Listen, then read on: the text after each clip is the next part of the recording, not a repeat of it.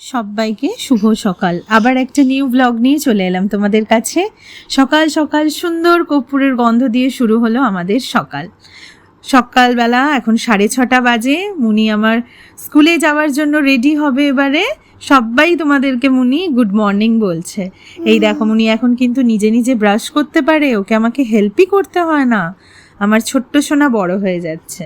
এই দেখো আমার একটুখানি বাইরে এলাম, কারণ আকাশে একটু করে মেঘ করেছিল, বেশ ভালো লাগছিল বাইরেটা, ওই জন্য ছোট্ট করে একটুখানি ভিডিও নিলাম।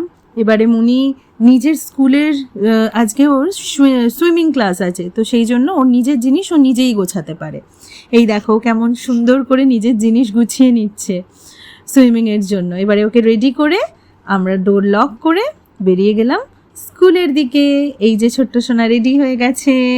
এবারে কি সুন্দর সিঁড়ি দিয়ে নামছে দেখো, একদম সুন্দর করে ধরে ধরে। ওর বাবা ছোট্টবেলায় শিখিয়েছিল, সেটা এখনও ওর মনে আছে, এখনও সাপোর্ট নিয়ে নামে। এবারে আমরা রিক্সা করে যাচ্ছি ওর স্কুল বাসের দিকে। এই দেখো তোমাদের সবার ব্লগ খুব ভালো লাগছে, সেই জন্য আমারও খুব ভালো লাগছে। আশা করি ইন ফিউচারে আরও একটুখানি বেশি করে দিতে পারবো। কালকে আমি ডাবের জল খেয়েছিলাম, আজকে আমার মুনি ডাবের জল খাচ্ছে, ও খেতে খুব ভালোবাসে ডাবের জল। তারপরে স্কুলে যাওয়ার জন্য রেডি। এই দেখো সবাই একে একে পুচকেগুলো উঠে যাচ্ছে বাসে। এই সময়টাতে খুব মনটা খারাপ লাগে। আবার সেই 4-5 ঘন্টার বিরতি, তারপরে আবার বাবু আসবে। এবারে একটুখানি বাজারে চলে এলাম। বাজারে এসে মাছ কিনে নিলাম। এটা বেটুর আর বেটুর বাবার দুজনেরই খুব পছন্দের একটা মাছ।